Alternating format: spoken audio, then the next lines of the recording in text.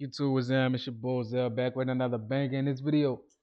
Keyshawn Davis versus Edwin De Los Santos fight official for June 7th.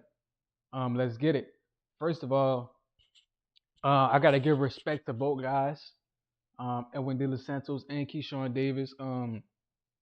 Edwin De Los Santos' last fight was versus Shakur Stevenson.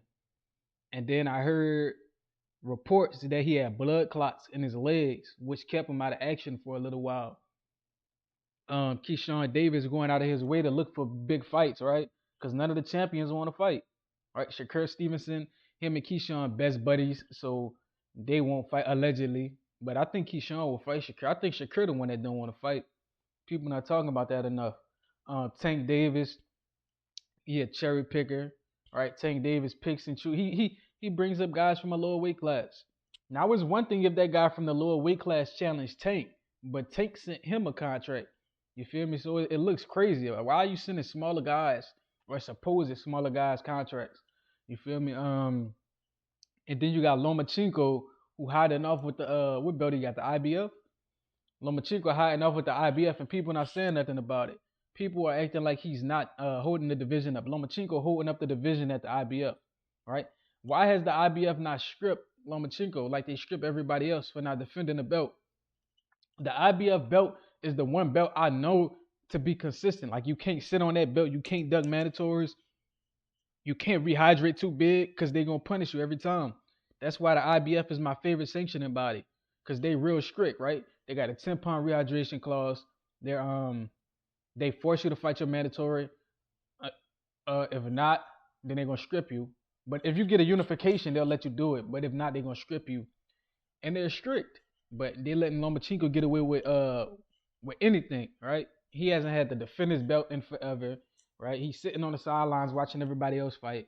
It's ridiculous. But like I said, we got Edwin De Los Santos who gave Shakur Stevenson a lot of trouble, right? He gave Shakur Stevenson a lot of problems. And then we got Keyshawn Davis, the businessman, right? Keyshawn Davis is a hell of a fighter. I don't like how he be hating on Devin. I really don't like that, dude. I ain't gonna lie. Cause Devin did it one of the hardest ways. He skipped the amateur circuit. He not tied down to any of the big promotional companies. So in terms of boxing, he's almost as independent as it gets. But Keyshawn Davis goes out of his way to slander Devin Haney's name in the media because of some he don't like Devin because Devin didn't want to be his friend. His own words. Devin didn't want to be his friend and all this when he was young. Right? It's weird. And I remember him hating on Devin because Devin had a dad. So Keyshawn Davis need to get that hate out his heart. Right? He could learn from Devin. I don't know why they gotta be so much vitriol and hatred because Devin accomplished what they couldn't. You feel me? At such a young age.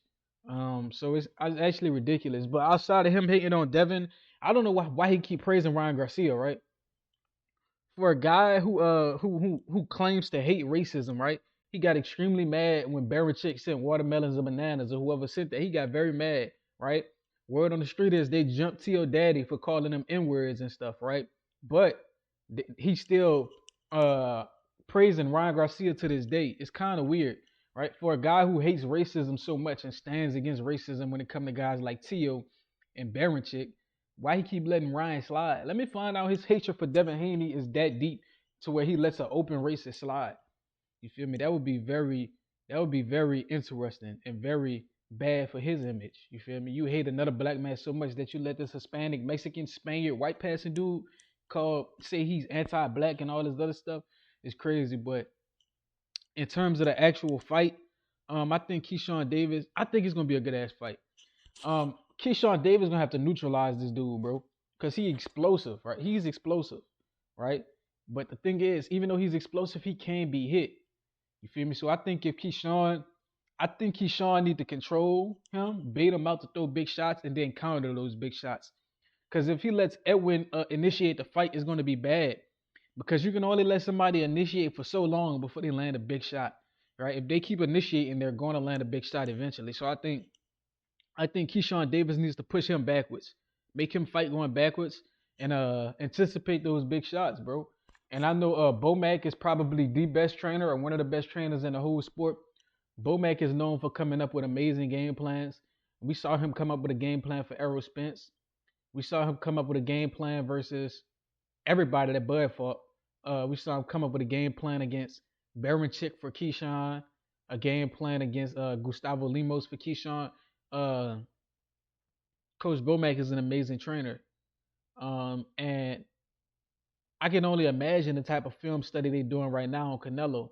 Right? They say they've been studying Canelo for a little while. Right? So um, yeah, they probably studying him, breaking down his mannerisms, his mechanics, his form. So they probably his technique. They probably got a whole bunch of tape on him, and I think we saw Shakur beat Edwin by not engaging. But if Keyshawn gonna be on the back foot, I think he should focus on landing that jab as consistently as possible. So watching him figure out Edwin De Los Santos is going to be very interesting. I wonder what their approach is going to be to eliminate his power. Maybe circle to his right hand, right? Make it hard for him to throw his left hand, right? So as many things Keyshawn could do to limit what Edwin can do. So I'm just excited for this fight. It's a great fight for boxing.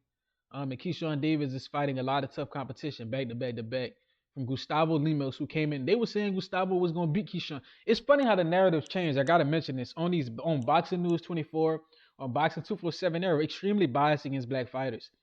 All the top articles is bashing black fighters. Whether it be Terrence Crawford, they bashing him.